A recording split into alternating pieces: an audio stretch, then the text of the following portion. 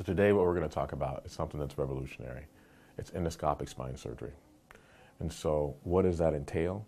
We're going to talk a little bit about what the technique is, what are some of the conditions that we can utilize to be able to treat it, but more importantly, why are we potentially being able to do this?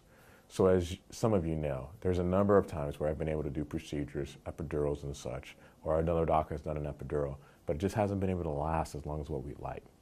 Ideally, we'd love to be able to do an epidural and it fixes the problem and it doesn't give us any issue thereafter.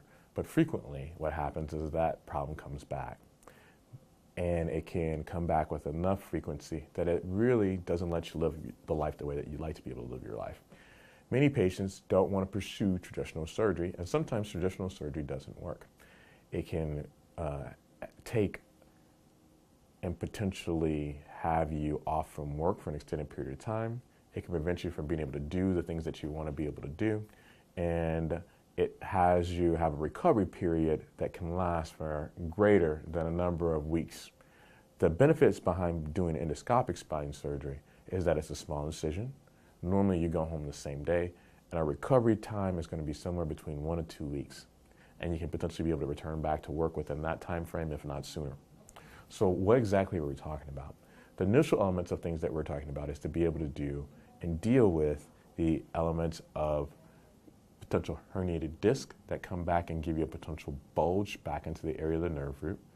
It can be secondary to you having a problem with the facet joint that has grown in size and has come down and pressed against the nerve root or the cord, or the elements of that ligamentum flavum that I've talked to you about before that exists on the top of the spinal cord has increased as we get more mature, not necessarily age, but more mature, and it increases and fills that hole which hasn't increased in size. All three of those things we can be able to deal with endoscopic spine surgery. And I'll also give you the aspect of something else that we're able to treat in the near future as well. So how does endoscopic spine surgery work?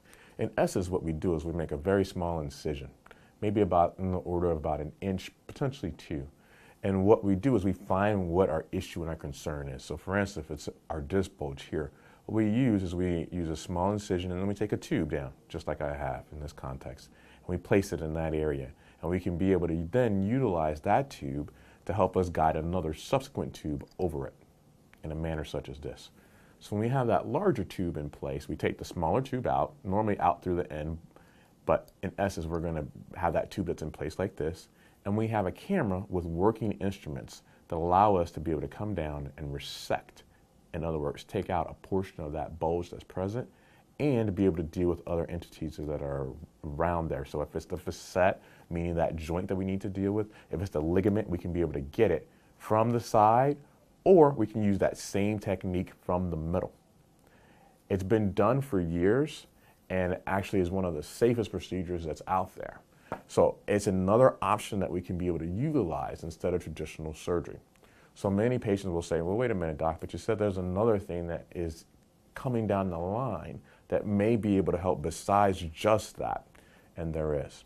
So the thing that is one of the most exciting elements of this is that many patients also have some degree of instability. And what I mean by that is that when you take a look at the bones, they don't necessarily line up and they won't stay in place. And so the traditional way of being able to deal with that for most surgeons is to be able to do something that's called a fusion. And that fusion either takes a portion of the bone or it places metal screws and rods into the back.